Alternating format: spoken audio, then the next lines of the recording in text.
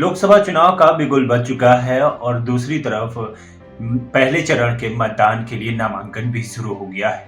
वहीं दूसरी ओर चर्चा चल रही है कि मोदी के हनुमान के बारे में। आखिर मोदी का हनुमान कौन है?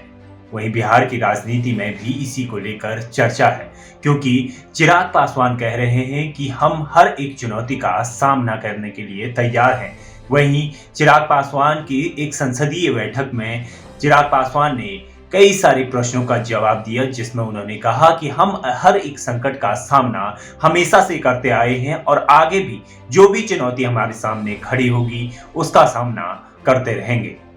आइए आपको पूरी रिपोर्ट दिखाते हैं कि आखिर चिराग पासवान लगातार चर्चे में क्यों हैं और मोदी के हनुमान का क्या कुछ राज है।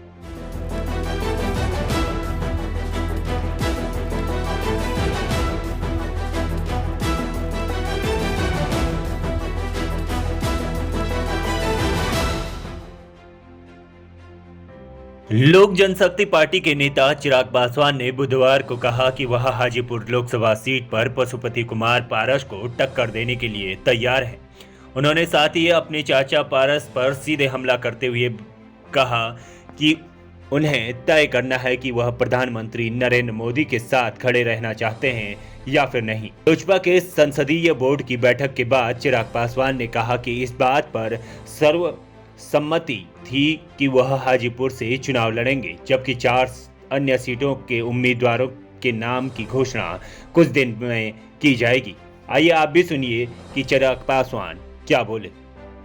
हर चुनौती का मैंने डट कर सामना किया, ना मैं किसी चुनौती से कभी घबराया, ना कठिन विपरीत परिस्थितियों में ना मैं कभी विचलित हुआ।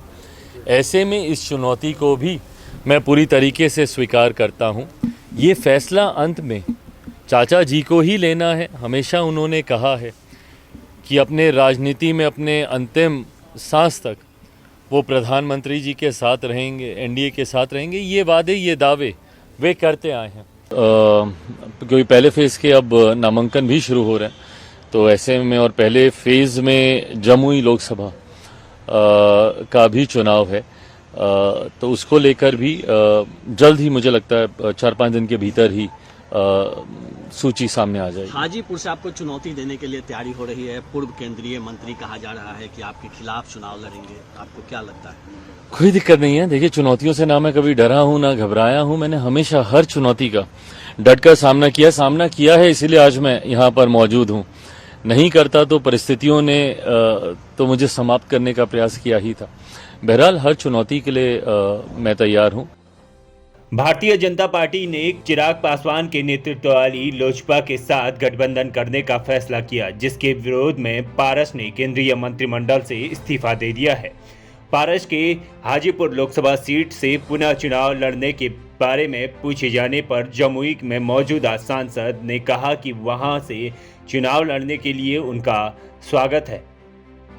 वहीं चिराग पासवान ने संवाददाताओं से कहा कि यह मेरे चाचा को तय करना है कि उन्होंने हमेशा कहा है कि वह हमेशा प्रधानमंत्री के साथ खड़े रहेंगे।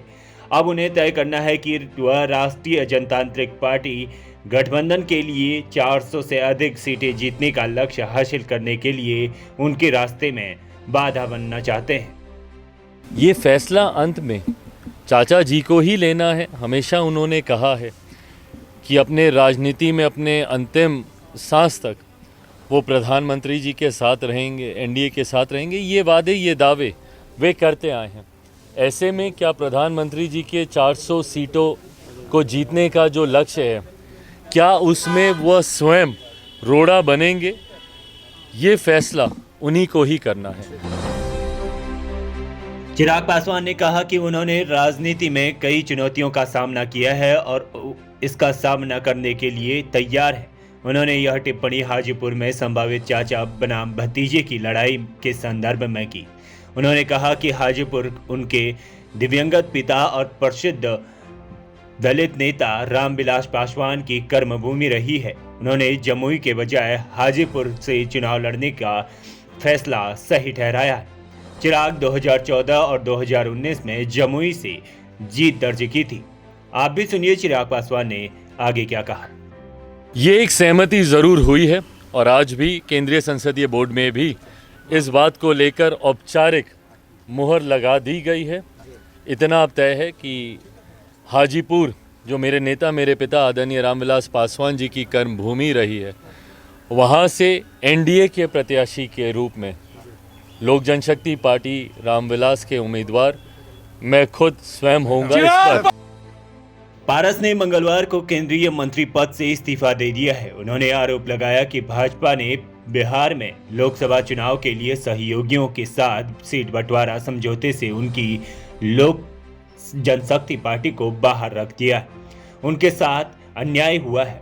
पारस ने मंत्रिमंडल से इस्तीफा देने की घोषणा भाजपा व नेतृत्व करने वाली राजग द्वारा सीट बंटवारे का ऐलान करने के बाद आई थी। पारस के दावों को दरकिनार कर भाजपा ने चिराग पासवान के नेतृत्व वाली लोजपा को 5 सीटें दी हैं।